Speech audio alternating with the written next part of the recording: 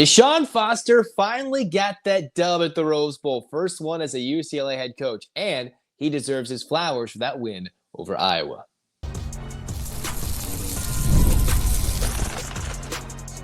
You are Locked On UCLA, your daily podcast on the UCLA Bruins. Part of the Locked On Podcast Network, your team every day. Welcome, everybody, to this edition of the Locked On UCLA podcast. I'm your host, Zach Anderson-Yoxsimer. Thanks for making this show your first listen each and every day. It's free wherever you get your podcast, and it's available on YouTube. Like, comment, subscribe. Thanks for your support. This episode is brought to you by FanDuel, America's #1 sportsbook. And what you can do with FanDuel is a new customer, place a $5 bet, you'll win, and you'll get $150 in bonus bets if you win that first $5 bet as a new customer. Check out FanDuel.com to get started. Where we get started here in this one, let's go over our grades and reaction once again to the UCLA versus Iowa game, because Desean Foster and the staff is showcasing what they do and how they've learned how to win with a variety of ways after beating Rutgers mostly with the pass, a balanced attack against the likes of Nebraska, and now leaning on the run after a turnover-prone Ethan Garbers in this game proves UCLA has learned how to adapt in-game and find a way to win, even if a lot of their scoring and a lot of their punch has come in the first half, like it did against Rutgers, like it did against Nebraska, and like it did here against Iowa. The Bruins have found ways to win games in different varieties. And that is a testament to a head coach who has not lost the locker room, a testament to a team that is kept together, played for themselves, played for the staff, played for the university, played for UCLA as a whole. And yes, you can go look and see, man, it's tough to go play at the Rose Bowl because not a lot of people are showing up. But there's a lot of Iowa fans. There was quite an atmosphere there at the Rose Bowl Friday night. And this is the building blocks. These are the struggles that UCLA had to go through to get to this point, to build the fan base that's going to show up on a Friday night and sell out that Iowa game, or be 70,000 strong to remove the tarps. These are the many obstacles that the Bruins are building, that if this team can get to a bowl game, maybe win that bowl game, my oh my, what that could do for this program in year one under Desean Foster. All right? And he's proven he's done a lot more in the recruiting game than Chip Kelly ever cared about these last 2 to 3 seasons. And what, they start winning and they get some talent, and that talent is coachable with the enthusiasm, with the respect for the game. They're still working on that discipline aspect. Then the Bruins could be a force to be reckoned with in the future. But it's how the Bruins respond for the rest of the season with how they showed, hey, I remember talking to a Big Ten roommate, right? He cheers for one of the OG Big Ten schools. It's kind of like, all right, you beat Rutgers, but can you go beat a legitimate Big Ten team? All right, well, they go beat, Nebraska, but Nebraska for a long time wasn't a Big Ten team despite being that heart of the country. But then you go beat Iowa. It's like, hey, all bets are off. You've beaten new school Big Ten. You've beaten a team that's been in the Midwest forever, and you beat a real Big Ten team, all of them with varying skills and varying levels of dominance or starts this year. And the Bruins have run roughshod through a very beatable part of the schedule, which I looked at before the season as, yes, to get to a bowl game, if they had to finish the season off with a hot streak, because they had one of the toughest 4 to 5 game stretches you will see across any team. When you see those blind resume tests, and the networks talking about the CFP and the CFP playoff resumes, UCLA has had the toughest. Don't get with this SEC crap or not. No, UCLA had 4 consecutive games. And you think about the atmosphere, the environment, everything. The Bruins have had it all going against them, and they have found a way to creep back in, not to just respectability, but bowl eligibility in their first Big Ten year, to surpass any expectation of which there is none. You, me, everyone else in the Big Ten placed them as a doormat, and they have done much better. Let's once again go over those Iowa scores.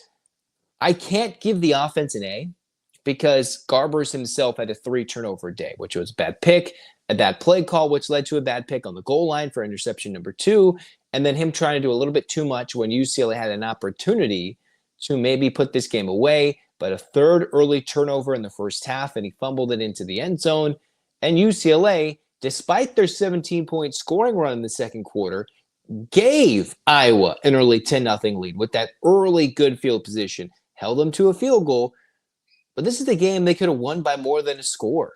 They did after some blatant disregard for penalties once again and discipline. In that case, it's a little different for Garbers when it comes to not making a mistake, but he has had his good moments. This was a game that was defined by the physicality of the Bruins, all right? With UCLA winning, it was not a game where you title the podcast, where you title everything, oops, even Ethan Garbers and Justin Martin. No, it was about time UCLA developed a running game that could pick up the slack from a quarterback that's had to deal with it with a poor offensive line at times, a run game that's been nowhere. This game, UCLA's rushing attack, and everybody's going to say, hey, you got a running back who came back. You had a running back as an offensive coordinator. You had a running back as a head coach. What is the running game going to pick up? It did. And TJ Harden, who we'll talk about with our Roy Player of the Week, 20 carries, 125 yards, 6+ yards per carry, and he wasn't going off a big run. His longest was nearly a 30-yard carry. He truly gashed the Hawkeyes, and you picked it up with Keegan Jones, who got 5 yards per carry. Jalen Berger, 6 carries for 30 yards, 5 yards per carry. Even Garbers had 4 carries for 23 yards. All that against an Iowa team who, was shorthanded both offensively and defensively, had 0 sacks in this game. And they're normally a very physical defense that makes teams look worse. Now in this game, UCLA held up Garbers, despite a couple of mistakes early, a few mistakes. And they created the holes and outmuscled the team that nobody in the last few weeks would have thought they would have been able to push around, regardless of who is healthy or not. Because remember, UCLA has been hurt. They've shifted guys around the offensive line. All right. They've been hurt at receiver. They were missing one of their tight ends before the season out. They had Maliki Matavao out. So you had some of your most physical players who have been moved into different positions, and they found a way to push around the Hawkeyes for 200 yards rushing. All I was asking for was 125, and they went out and put up a 200 burger on the ground, which gives them hope to beat Washington if this is the case. I'm not sure if this is a likely trend or just a perfect short week matchup with the Bruins playing at home against Iowa, right? That could be the case. But here the Bruins are heading in with a running game that has been churning out 100 yards or close to 100 yards. And when they've done that, they have been a team that is impossible to beat. Whether it's Rutgers or then Nebraska or Iowa, they've put in performances that should have netted more than 20 points or close to 30 to 40 points. And they've fallen short in that regard. Best I can give them is a B+ because of the many, many turnovers offensively. That's the best I can do in this one. B+ offensively. Running game, A++++. Overall, with some mistakes hidden in there, Ethan Garber still 21 of 34, over 200 yards. Still threw for 2 touchdowns. And made some plays to get them back in it. Absolutely. It's not on Garbers for some mistakes or what I think was a poor play call, 2nd and goal from the 3, when they clearly figured out the running game was there. They let him throw, and he got hit on a QB hit and a QB hurry. The Bruins did what they needed to do despite being down 10-0. I like the response, but a lot of this all has to go with the defense. The defense held Caleb Johnson, not just a workhorse back, not just one of the best in the Big Ten, one of the best in the country, to under 3 yards per carry and a touchdown and 49 yards. One of the worst games in his career as an Iowa Hawkeye. And the Bruins defensively, you have to give all the credit in the world to Akaika Malloy. Because you look at the numbers when it comes to yards per carry. You look at the run defense in the top 10, top 15. And that holds up against an Iowa team, which, yes, if you can't pitch and catch, you can't throw against UCLA, and they can stack the box, and they are making plays. They're not whiffing, and they're not getting called for unsportsmanlike penalties like they were against Nebraska. They are a tough defense to crack, and Akaika Malloy has made that so. So I'm proud, absolutely proud of this defense, who, yes, besides their own quarterback costing them 3 turnovers, it was another spectacular day by Carson Schlesinger. 2 picks, including one that set the Bruins back up after a big field goal for UCLA got them on the board. The pick sets them up. They get another interception.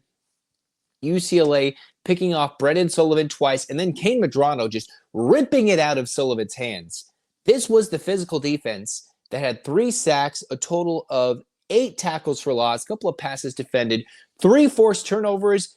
Any game where you normally play a team that's strong defensively, likes to control time of possession in the line of scrimmage, can run the ball well, you give the ball to them 3 times, you almost always lose that game, home, road, or indifferent. And the Bruins not only forced the turnover, they kept the turnover margin at an even neutral 0 with this game. Spectacular performance from the defense. I didn't like the fact that they jumped off sides on a field goal, which eventually led Iowa to a game-tying touchdown drive in the fourth quarter. But the defense overall got the stop on third down. The offense closed it out. The defense with an A-plus performance. A-plus. And then you have to give your hats off to Mateen Begani. Begani, who nailed a 57-yard field goal in this game. Had to take another equally long field goal, but it was his first kick that started the Bruins off. It seemed like they stalled. They're down 10-0. Iowa might beat them down, only for the reverse to happen, all because of the leg of Mateen Begani, who had a career-long, I didn't think he had in him, close to 60, when he barely made a 52-yarder against Oregon, just barely crossed the crossbar, crossed the bar, and then next thing you know, the Bruins go on a run. He did miss one, but I think it's a lot to ask the guy who is hitting a career-long to do it again and again and again. So I have to give my hats off to Begani. An A performance, despite 2 for 3, and I think he had the leg on the other one, but just shanked it left. I'll give him, with what was an important kick that swung the tide of the momentum in this game, an A performance for UCLA and special teams. And then even with UCLA, Brody Richter only punted once, a 55-yarder, so a boomer. He only had to come out once. And if UCLA only has to send their punter out once, that is a spectacular performance all around. Against an Iowa team that's already bowl eligible, 6-4. They were thinking with the fans they weren't exactly talking crap, but a little rowdy. They thought this year was going to be their year to compete in the Big Ten and maybe sneak into a CFP spot like Penn State is as a one-loss team potentially. No, there's been anything but, and the Bruins proved they belong with this dominant Friday night short week performance. Those are the games, even if a team at full health is supposed to beat you, that's how you pick off and get some wins as a coaching staff. You come home, you're riding high with momentum, you win a short week. These are the games you're supposed to win at home. And UCLA proved it with the best crowd of the season. Pretty close to 50-50, but I'm glad the Bruins sent those Hawkeyes and the Hawkeye fans home sad, which leaves UCLA into an unlikely opportunity. You win 2, and you've got bowl eligibility. You win 3, you shock the rest of the country and the Big Ten, most importantly, with a 7-win regular season to give them an 8-win opportunity, which is what the Bruins were basically at last year. But if UCLA can win 3 in a row and get to 7 wins with, I think, a worse roster than last year, man, what would that say to Chip Kelly? Say, hey, screw you. We did this, and we finished out strong. But 2 wins, I'm proud. 1 win, I'm still pretty proud. But they have an opportunity knocking on the door to get to a bowl, and they better seize it. And they can punch USC while they're down as well, because they have been struggling. The Bruins going up, the Trojans going down. This Washington game will be tough, absolutely. I think Washington will be able to throw the ball, and that is a weakness for UCLA, so that could be a loss. But still, this season, according to some, will be a vital success. It'll be even better if you just don't lay an egg against Fresno, and if you smack the crap out of SC, that would be important. Speaking of important, let's go around the Big Ten as well. Next on Locked On UCLA.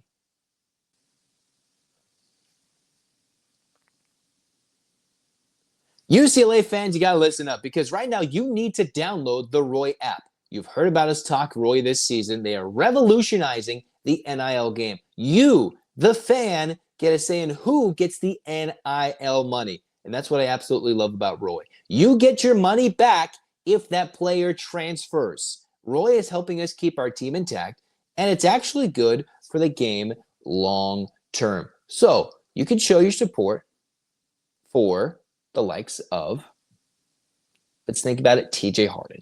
Had his first 100-yard game of the season. Spectacular. You can show your support for TJ Harden by depositing a little appreciation onto that player's account. To download the Roy app. You can see what that logo looks like. If you're watching YouTube, go join Roy.com. And let's spotlight the Roy Player of the Week, all right?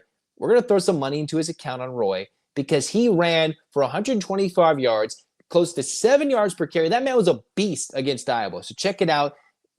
Every contribution counts. $10-$20 all adds up to keep your help and help keep your favorite players stay put. Download the app, joinroy.com today. Use the code LOCKEDON. Every athlete from every team is there. No purchase necessary. Void where prohibited. Join Roy.com for full terms. Roy, support the players. Change the game.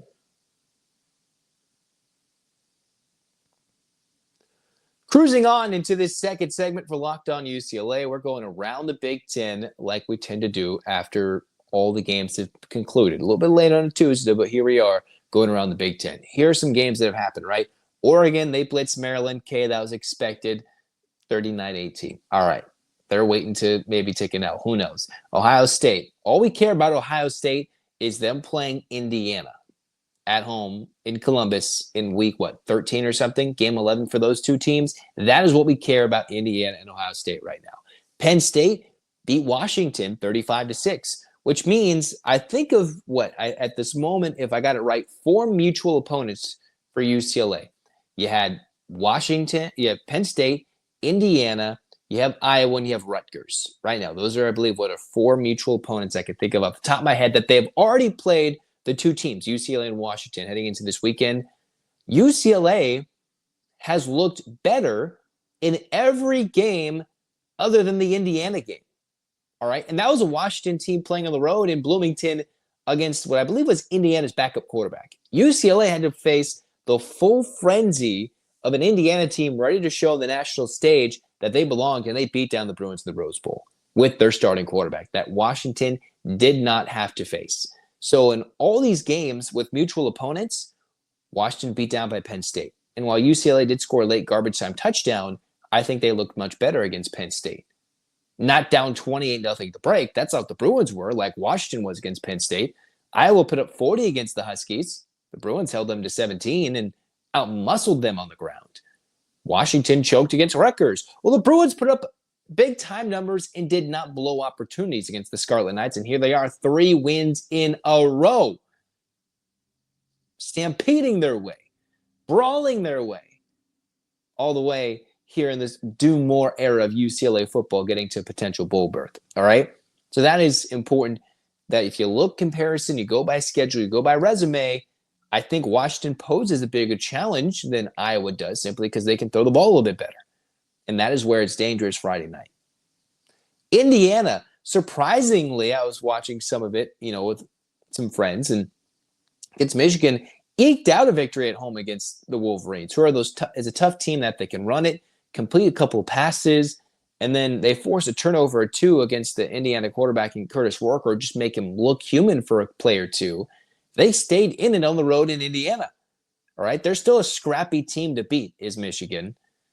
And remember, as we thank them for running right down the throats of USC and scoring a game-winning touchdown in Ann Arbor, they almost went to the Indiana and ruined the perfect season for the Hoosiers, who I'm assuming Kurt Cignetti will go roughshod on them during the bye week to make sure they know let's not make mistakes. Ohio State in Columbus is a different beast. That is Big Brother, and to everybody basically in this Big Ten conference at the moment. Indiana, they barely beat Michigan, which was shocking to me. But again, you still got Curtis Rourke coming back, game 2 off thumb surgery, one or another, or maybe he played with thumb surgery. He's just coming back, just barely coming back. All right, there you go. And then Rutgers versus Minnesota. I did not have Rutgers beating Minnesota on my bingo card. Now, I didn't exactly make prediction, come out with it, but Minnesota, man, they were leading after the first quarter, leading heading into the fourth, and then 12 Rutgers points, 3 touchdowns by the former Minnesota quarterback turned Rutgers starting QB, and that seemed like a personal game that maybe his teams rallied around him, and then Ethan Kaliak-Manis played much better. Brosmer, 260 yards and a touchdown, but no, it was Rutgers that beat Minnesota at home, and maybe it's a little bit of that travel element. I did not see a 6-win Minnesota team losing to Rutgers. But, that just makes it more of a head scratcher, more disappointing that UCLA didn't hold on to that game against Minnesota because it could have cost them a 1-3 chance at a bowl game. Now the Bruins have to go out and take care of business and execute twice. I'm expecting them to hopefully do so against Fresno State. And then you got to do it in a sneaky tough road environment in Washington on a Friday night, in addition to what will be a revved up rivalry game, 7:30 p.m. on November 23rd against USC. Okay, that's your Big Ten round thing. Round the conference. Should be a quiet week in the Big Ten Conference other than teams vying for bowl eligibility like UCLA is and Washington is. We'll find out how that plays out. Next, we're going to talk UCLA women's basketball. They played against Pepperdine, got a player back, but again, it was the Lauren Betts dominance against Pepperdine.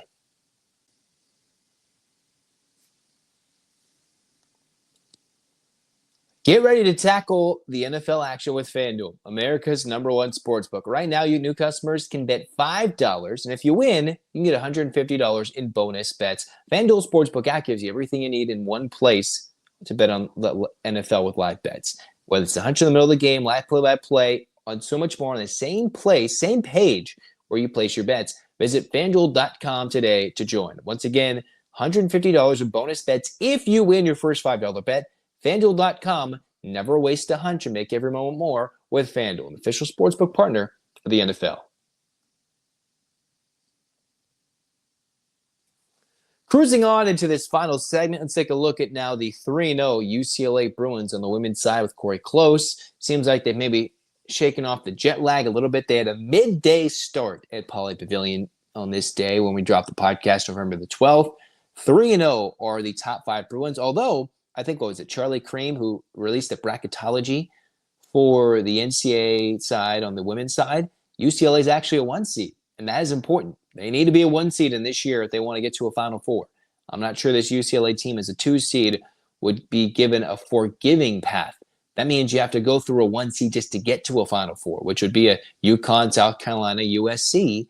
No, you don't want to do that in a year where you have a team that's very talented, still getting healthy, mind you, to make it to a Final Four. UCLA needs to rack up style points and dominant victories in midweek games, and then also take care of business at home against an Arkansas.